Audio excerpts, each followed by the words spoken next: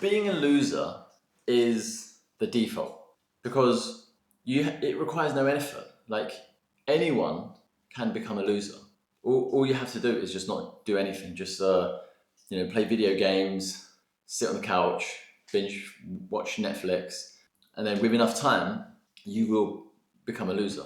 So that's not difficult. Hi, I'm Max Ali. This is Life Manual, a channel dedicated to help you build a life that you won't regret. So in order to do something worthwhile with your life, it requires effort.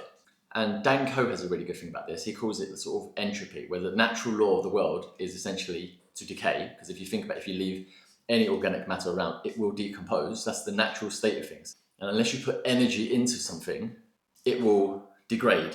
And the same thing applies to your life. Unless you are actively pursuing something to not be a loser, the default state is being a loser. So yes, success does take conscious effort to be able to do it. And that's probably why it's so rare, especially in a world where everything's just made easy for us. Like we've got cheap entertainment like Netflix and Amazon Prime, and we've got video games and food. So you don't have to go to the takeaway shop anymore. Like they come to you.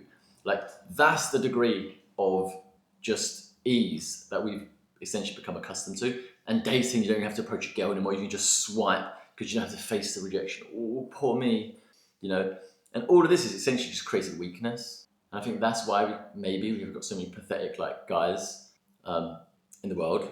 And I'm not cussing them. I'm not saying all they lost hope, by the way. I think everyone can improve themselves.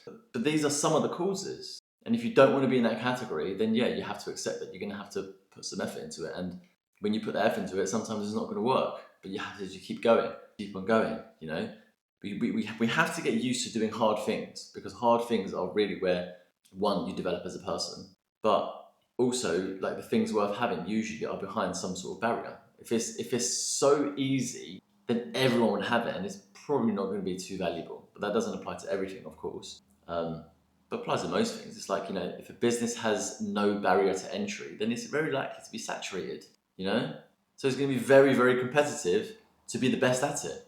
Whereas if a business has a high barrier of entry, as in not many people can do it, then you have low competition. And even if you're not the best, you're probably going to do okay. So yeah, that's what I got for you.